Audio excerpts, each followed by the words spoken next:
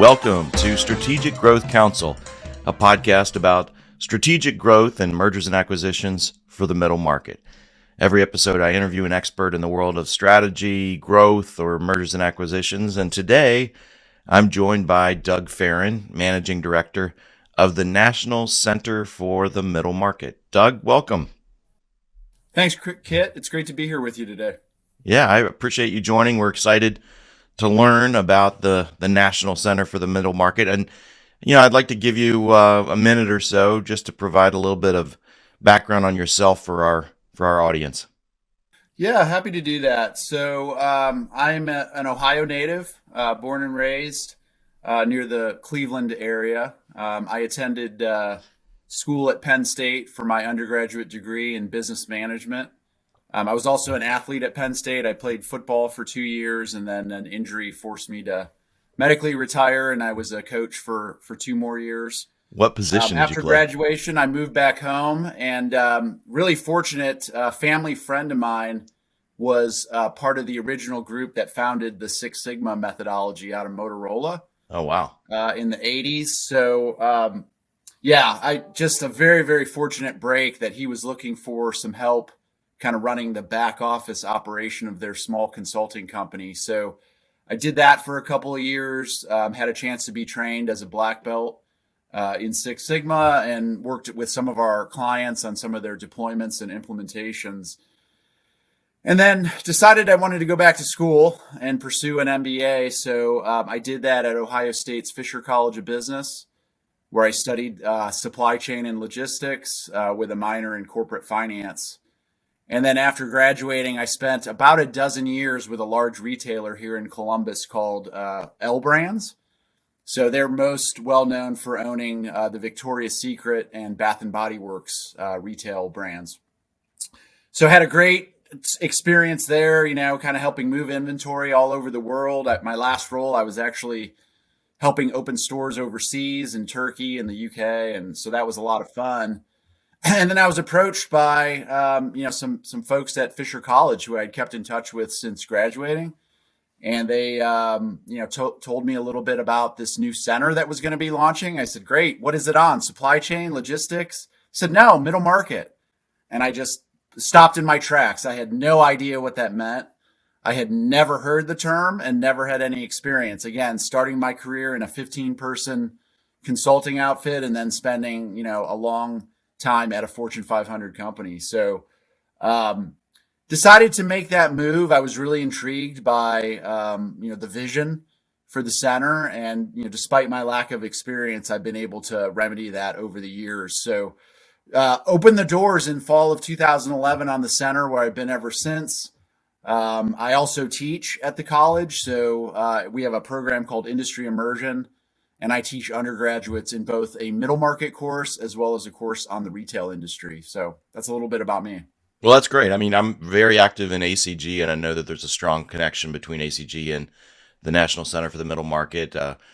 I watched or participated in a webinar just a week or two ago. It was fascinating, and you'll probably reveal some of the statistics that I learned about. So congratulations on building a really fascinating really service model that benefits anybody participating in the middle market. But before we go any deeper, got to ask, I mean, it's not every day I meet a Division I football player. What position did you play? Yeah. So I came from a family that was all about football. My dad was a high school coach.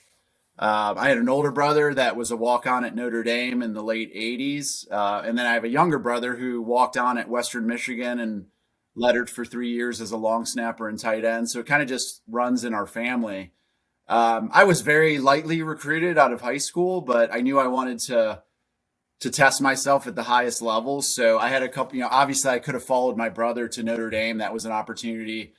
But Penn State really had a great offer, basically, that, the chance there to possibly earn some playing time seemed the strongest, and I just liked the culture there and fell in love with the campus and the entire culture. So, I walked on and played safety for 2 years. I was mainly scout team because I redshirted my first year, and then toward the end of my second year, we were in bowl practice at the Citrus Bowl, and I tore my ACL and some cartilage, so that shelved me. But great experience, and yeah, I really look back on those days fondly, and played with a lot of first round draft picks and NFL players, and really good experience.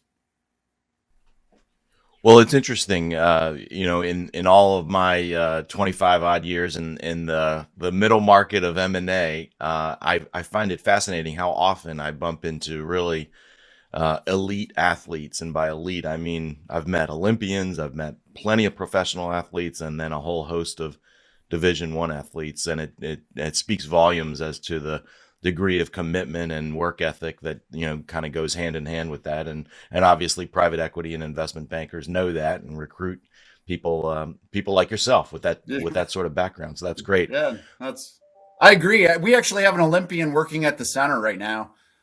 He's a graduate student, first year MBA, and he competed in the 2012 London Summer Olympics in the 400 hurdles. So, yeah, I agree. I'm attracted to those types of people because I know kind of the work ethic and the discipline that it takes, and the time management skills. And I just think there's so many things that are valuable about that type of background. Military as well. Yeah. Yeah, military as well. Absolutely. Yeah. Totally agree. So, I am often asked, how do you define the middle market? And, it's an age old question, and I find it easier to explain what it is not. It's not startups and mom and pops. It's not big enterprises that are, global brands that you're familiar with. It's sort of the in between, but that's a really sophomoric, Yeah. wiggly answer. Doug, I'm sure you've got a better definition of the middle market. Yeah. No, I mean, it's still a huge challenge. Quite honestly, we're in year 11, and that's a question that I face almost constantly. So anytime I'm giving a presentation or speaking to a, conference or group, I always start with the slide, that talks about how we define the middle market. So yeah, if it's casual, I kind of do the same thing you do. I say, it's not your startup, it's not your small business, it's not your Fortune 500 or S&P 500 publicly traded company. It's everybody in between. But we spend a lot of time thinking about that because there are various definitions out there in the marketplace. I mean, if you talk to any bank, they probably define it differently. If you talk to the government, in terms of the SBA, they use a headcount definition, not a revenue or EBITDA type definition. So we landed on something that was fairly easy to remember and fairly easy to explain. I mean, our definition is 10 million to $1 billion in annual revenue. When we used that cut way back when we launched the center, we looked at the U.S. Census data, and that gave us almost exactly a middle third of the U.S. private sector GDP as well as employment. So it's a huge range, and we understand that. But in most of our research projects, we're able to segment within that range. So, for instance, 10 million to 50 million in annual revenue, we define as the lower middle market. Those tend to look and behave more like small businesses, right? I mean, they're probably single location, lower head count. They may not even have a C-suite. They may be, largely run by the owner founder. 50 million to 100 million, we define as a core middle market. And that's when you start to see a little bit more sophistication. You may have an advisory board or outside board. Definitely going to be, depending on industry, probably multi-location. You start to see specialized functions in terms of the management, even though they still may be very lean at the top. And then from 100 million and above, I mean, that's when we start to see, they start to reflect large business. So you may be international. Certainly the very small minority of middle market companies that are publicly traded would fall into that bucket as well. So yeah, that's our definition. And, we have found it to be pretty useful over the years, although it does still get challenged from time to time. Yeah, and I'm affiliated with Aclaro Growth Partners, a strategy consulting firm, and we've always defined the middle market as about 2 to 30 million of EBITDA, which is maybe roughly 20 to 75 or 100 million of revenue. So probably the lower end of the middle market, or 20 to 300 million, I should say. In any event, we have an audience that is listening and viewing this show.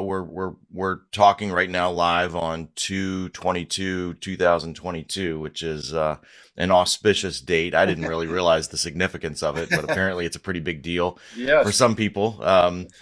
And hopefully it's not Armageddon or anything like that. But we're happy to be here. And I have a question for you about the relevance to our audience of private equity groups, investment bankers, portfolio companies, and just individual business owners and C-level execs that are trying to intentionally grow their businesses strategically. Yeah. Um, I would guess that almost all of them are in the middle market, participating in one shape or form or another. How does the National Center benefit investors, service providers, and executives in the middle market? Yeah, it's a great question. Our mission is to help support the growth of the U.S. middle market, and so that's a very ambitious, broad kind of a statement. But the way we do that is essentially being part of a college of business. I mean, we're rooted in research, data, knowledge creation, thought leadership. So we have a number of audiences. I've always viewed middle market CEOs, owners, founders, and executives as our primary audience. Although, admittedly, I would say that just having worked with a lot of these companies over the years, they don't necessarily have the time and appetite to consume 30-page white papers and thought leadership. It has to be really crisp, concise, like, hey, just tell me the 5 key takeaways. So we've been evolving toward that. I would say in the first couple of years we were probably a little bit too heavy in huge publications, academically focused work.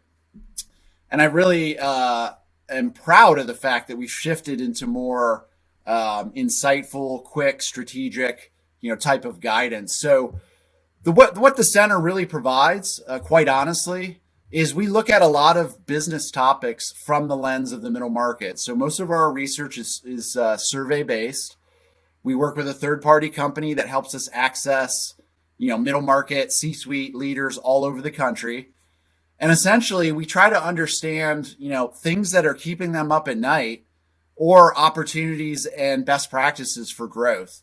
And so if you use one of those two frames of reference, then I really view our job, quite honestly, is to bring the right questions to the table and have the owner, CEO, have him or her kind of ask the leadership team, hey, how are we thinking about innovation? How are we thinking about globalization? How are we thinking about our digital transformation plan?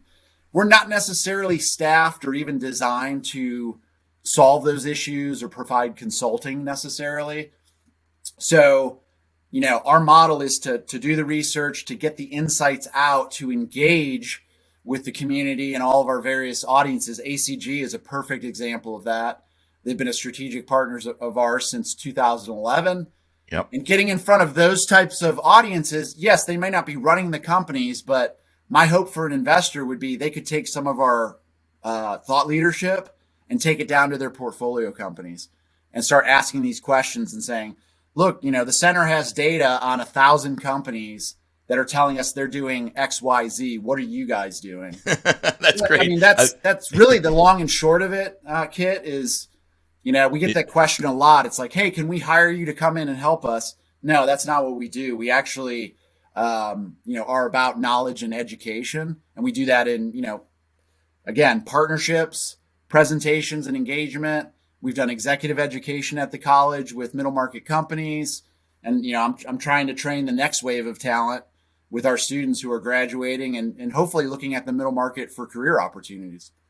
Yeah, that's great. You mentioned that the audience is really looking for just pithy key takeaways. I'm going to come back to that in a second, but you brought up a good point about essentially just tossing out onto the boardroom table topics that are relevant and lively and engaging and interesting, and sort of forcing portfolio companies. I'll pick on them for a second. To engage and to think and to react and respond. And, I'm chuckling a little bit inside because a few years ago, we sent out, I don't know if you're familiar with the concept of table topics, but if you have a cocktail party, there's a little game, and in the game, it has, cards that have topics for conversation. So you just sort of toss these conversation starters out on the table, and it's pretty interesting. Well, we did the same sort of thing for private equity groups and just basically said, here's a deck of playing cards, except they're not playing cards. They're conversation starters, the topics you should be thinking about. And it sounds like you do, virtually at least, sort of the same sort of thing. Yep.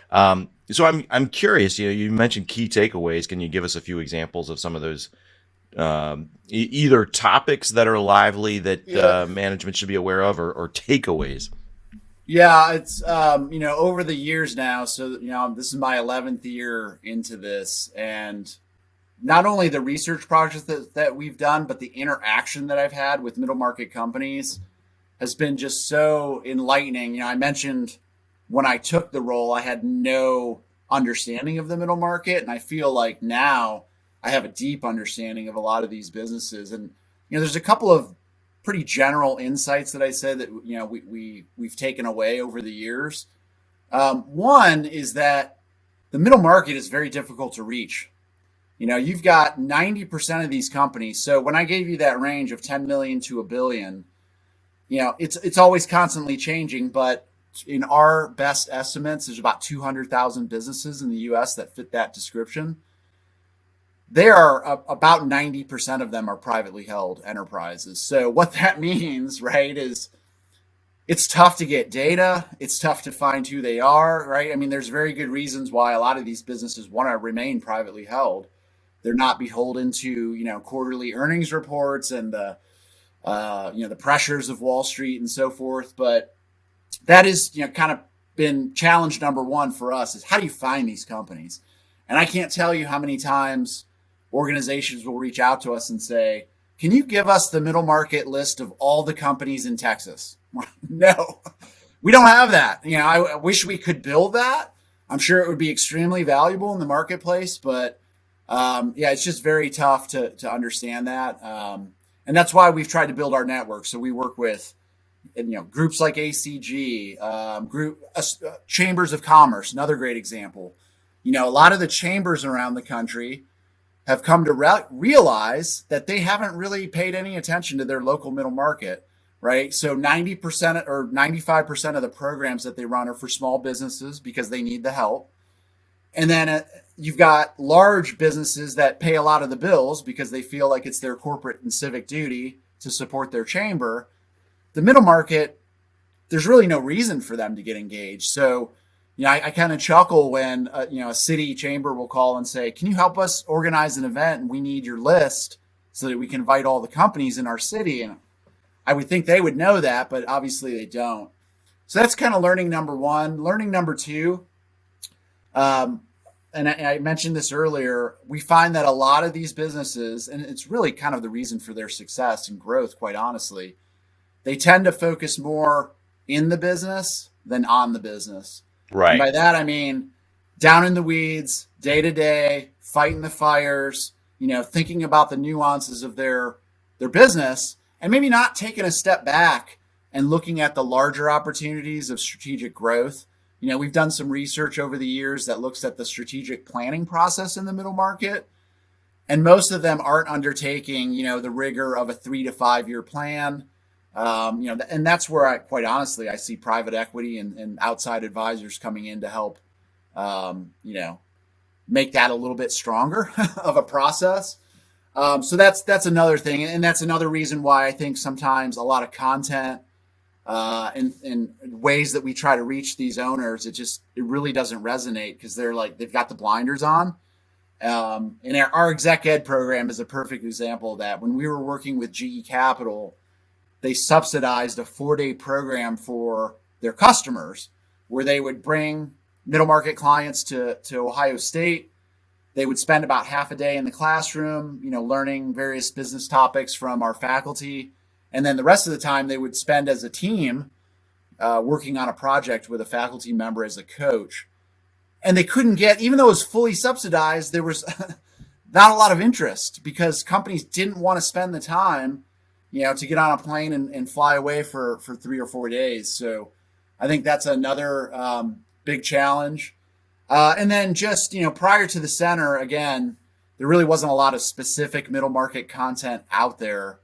So, I just think the attention that's being paid to these businesses and their ability to find information on what's going on with their peers is quite frankly lacking. So a lot of times that means they'll have to go to their industry association or maybe their local group or maybe their buddies, at the country club to say, hey, I got a question. Like, how are you solving your problem with attracting and retaining talent? Give me some advice, So I think it's the reliance on outside advisors that has really been prevalent in our experience. Well, that's fascinating, particularly for me, given my role here with Strategic Growth Council, which is a peer advisory council, a CEO forum roundtable for business owners and CEOs, and we also have the ecosystem of merger and acquisition professionals. But I just want to walk down through the list because this was really interesting and revealing. I mean, essentially, many members of the middle market, and this doesn't include, I mean, obviously, there are very sophisticated participants in the middle market, but many of them are not necessarily aware of the topics that they should be thinking about, developing a strategy around, handling, taking advantage of, tackling. Um, Many people, potential consumers of yours, are sort of thinking of you as a list provider when there are databases that exist of Mm-hmm. lots of private company data, and that's not your role. I loved your point about many senior business executives are busy working in the business and not on the business, and I'll quickly tell you a story. I can't remember the coach's name, but he was the winningest coach up until Coach K. Do you in college basketball? Again, I've forgotten his name, Mm-hmm. but he used to quiz all the players on the team twice a year, at the beginning of the season, at the end of the season, and the question was one question: which member of the team would you want in a foxhole with you in the event of war? In other words, who would you entrust your life with? Right. And the answer to the question was fascinating because it revealed who those players trusted and believed in the most, not necessarily the best player on the team. And that player, whoever won the vote, would be the captain of the team. But it's important to note that there's a significant distinction between, a mom and pop size business. They're in the business. They're working the weeds. They're running the fryer. They're handling customers. They're in it, and they have to be in it because the business isn't large enough to sustain anything else. But when a business reaches a certain size, which is the size range we're talking about, the middle market, the senior executives really have to be owe the owners the responsibility of working on the business, not in the business. So I love that Right. comment. Strategic planning, coaching, that's a role that we play at Strategic Growth Council as well. And then the content, I was kind of shocked by your comment that the content doesn't always resonate and people don't always feel like they have the time for it. So just a question, have you ever considered doing any of the educational sessions that you said people often don't have time for, doing them virtually? Our Strategic Growth Council is a virtual roundtable, where we're sharing insights and questions and quandaries and cases essentially. So have you ever considered doing this virtually?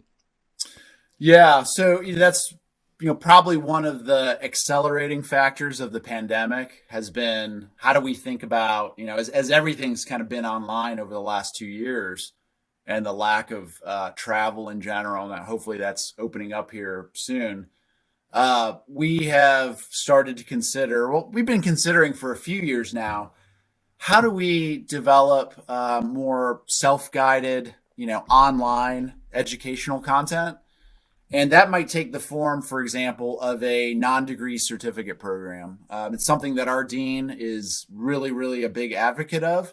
So, this means you don't have to apply and be accepted into the school and all that. You could literally take, a series of modules, let's call it 10 or 12, different online modules on various topics.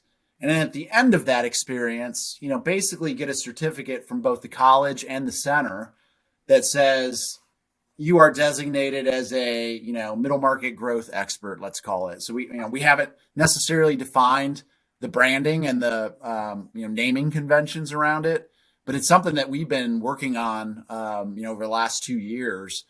We've got a couple of modules built, but my goal is to actually build that out into more of a programmatic, and organized, structured approach. Whether it results in a certificate or not, to your point, I think it would be extremely helpful for people to just log in. Again, understanding that time is of the essence and making it, a 30-minute at most, pre-recorded webinar. You watch it, maybe there's some questions at the end and so forth. So yeah, it's a very interesting concept for us as we shift away from, as I said, printed white papers and, nobody's doing that anymore, right? So we just have to think about how we become more digital Mm-hmm. and how we can deliver the insights in different ways. Right. Yeah. And bite-sized pieces. And you mentioned Yeah. webinar. I coincidentally happened to watch the webinar from a couple weeks ago. I think it was the state of the middle market. Is that right? Correct. And Yep. I heard all sorts of statistics. Maybe, if it's not putting you too much on the spot, can you rattle off a few? It was really encouraging, by the way. Yes. Yeah. So what I reviewed in that was the results of our semi-annual middle market indicator. So this is a study, and it's a survey that we've been running since early 2012. This is actually our 35th wave of it. So we've got a huge data set, right, of trending data, and we can go back and compare over multiple years. And in this survey, we talked to 1,000 executives. Again, they're pre-qualified, so they're all in that 10 million to $1 billion range. They have to be a primary financial decision maker, and so that means that they're able to answer a lot of the questions we have around performance in terms of revenue growth, employment growth, capital investment planning, confidence in various levels of the economy, as well as key challenges that their businesses face. So we collect all this data, and then on the back end, we weight it to the U.S. Census by size, industry, and geography so that we ensure each wave resembles the market and it's not skewed or, over-indexed, for example, with manufacturing or healthcare or something. That makes sense. So, to your point, the overall results this time were extremely encouraging. So in the summer, when we did our last wave, the growth rates had returned to positive. I think it was like 8.1% top line revenue growth on average across the middle market. However, below that, when you kind of peeled the layers back a little bit, the issue was it was very much a split type of a recovery. So what we saw was about, a third of the companies saying, we're doing great, like we're growing 10% or more. But another third of the companies were saying, well, we're still flat or our revenues are declining. We're still struggling through primarily COVID-related impacts. So that had to be taken with a bit of a grain of salt. Now, what we're seeing this time around, and keep in mind the data was collected during the month of December, and then we released the report in January. So the top line revenue growth was 12.3%, which was a historic high. That's across the entire universe of 1,000 companies. Yep. Correct. Average. Yep. And then the average employment growth was 10.8%. So that's year over year. So we're looking at end of this year versus end of 2020.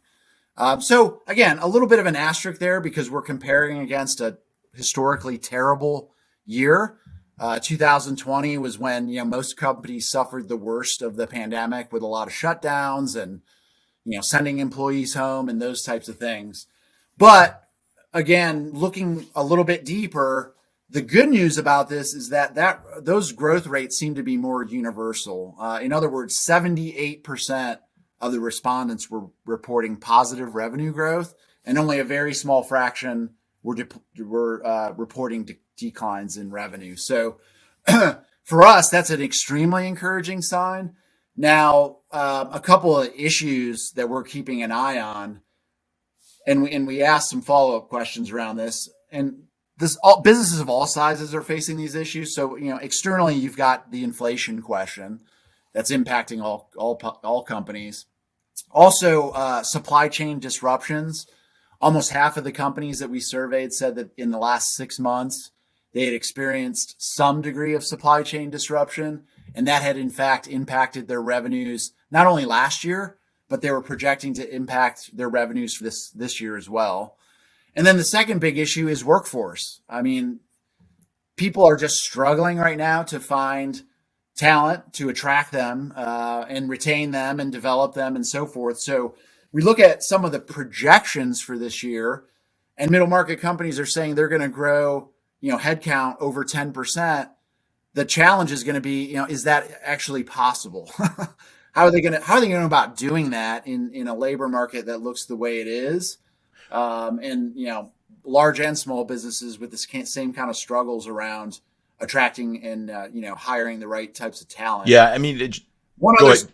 Well, I yeah, was go just going to ahead. jump in and say, if you had not said supply chain and access to people, human talent, as the two core issues, I would have been surprised. Were there any, shocking revelations? And I'll tee up one, and maybe you can think of another one.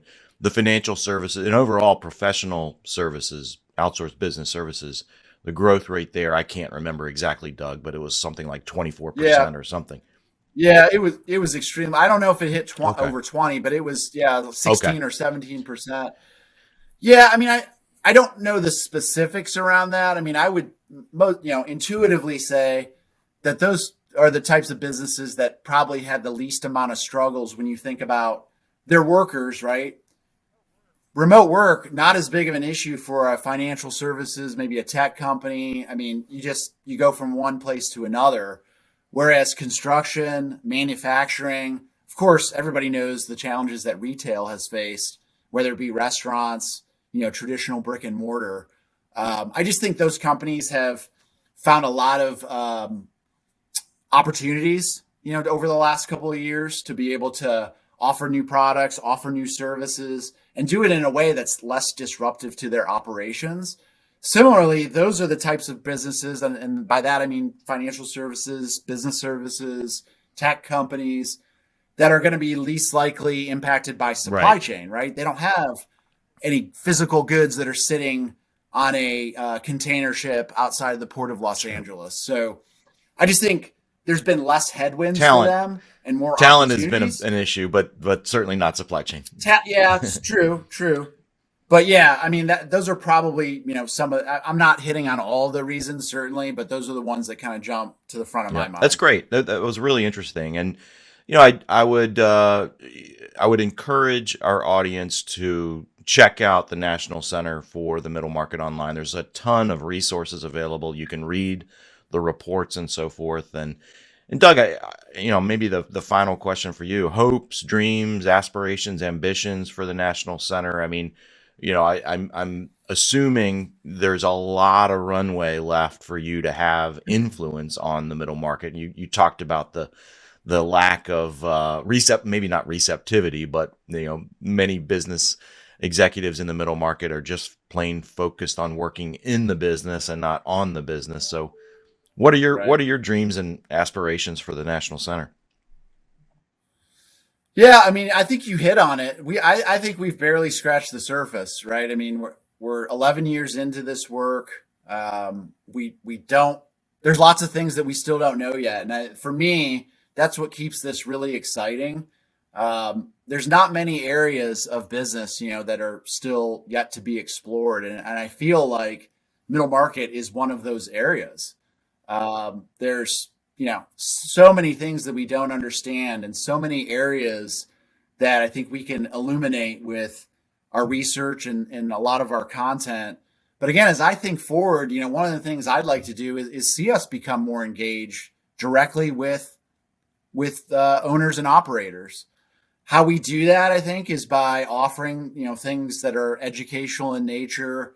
The course that I teach, haven't really talked a lot about that, but one of the components of that is I have undergraduate students. They're usually juniors or seniors, so they're getting close to graduating from Fisher College. But I have them do group projects with middle market companies. So what that means is the company wins because they're getting kind of free talent. That it's maybe a wish list type of a project that they don't really have time to engage with, and then the students obviously they get some work experience, something, a project to put on their resume, but more importantly, they get to see what it's like to work in the middle market. And I think what my observation has been, so many kids just want to come in and say, well, I want to go work at a Fortune 500 company because that'll look really good on my resume. And then ultimately what they find out is they don't like the culture. They don't want to be stuck in a cube, for 10 hours a day working on spreadsheets. And when you're in the middle market, again, this is a generalization, but a lot of times you're working elbow to elbow with the senior leadership because that's just the way it is, right? Like the resources are very lean. So some of the proudest moments I've had is seeing, kids start my class in August, similar to me, not ever knowing what the middle market was. And then by the time we're done at the end of April, a lot of them have said, these are the companies I want to try to get a job in when I graduate. So I think the talent pipeline is one thing we can do to help address some of the issues. I think, always thinking about the ways that we're trying to reach middle market companies is a challenge. And then, making sure that we're understanding the right issues to explore and working with the right partners to do that is kind of what I see. That's great. How many students do you have? Because it sounded like a win-win-win. I mean, we're trying to solve for a lack of talent, and you've got students ready and willing to jump in. I would expect with our listeners that would really resonate is being able to access, even juniors and seniors in college as undergrads. Right. Yeah, it's usually it varies. This year I have 20 students. I've had as many as almost 40 in the class. And again, so they're working in, teams of 3 to 4 usually on these projects. And it's just been a lot of fun, number one. And then it's exciting because a lot of times the recommendations they make, that they come into it thinking, well, how can I tell a business what to do? I'm a student. I don't know anything. What they shortchange is the fact that the outside perspective and not being biased and looking at an issue with a fresh set of eyes often is extremely valuable to the company. And so seeing some of their recommendations actually be implemented is probably the biggest confidence builder that many of them will have in their college career. And it's been thank you, Doug. How can our audience connect with you? Anything you want to share in terms of email, LinkedIn, anything like that? Yeah. So first and foremost, if they're not subscribed, I would say go to our website and subscribe. What that'll do is make sure that you're on our list for, all the content that we produce. We have a biweekly newsletter, and what that does is summarize, when we release research. It also publicizes when we have events. We do recaps and post videos. And so that just kind of keeps people up to speed with what the center's doing. In terms of reaching out to me, we have a general email. You can always send questions or comments, or if someone's looking for some specific information. And then, my personal email is just my last name, Farren.6@osu.edu. I'm happy to engage with individuals as well, whether it be a question on a piece of research or just wanting to learn more about what we do. I'm always happy to have those conversations. Well, thank you, Doug. I appreciate your time and your input today. Every couple of weeks, I'm interviewing a guest who should have a legitimate seat at the table, a private equity group, an investment banker, growth strategy consulting firm, or in this case, the executive director of the National Center for the Middle Market. We encourage you to head to strategicgrowthcouncil.com, where you'll find lots of resources for business owners and executives, and to access the show notes. So review us, click a rating. We appreciate your time. Thanks for listening.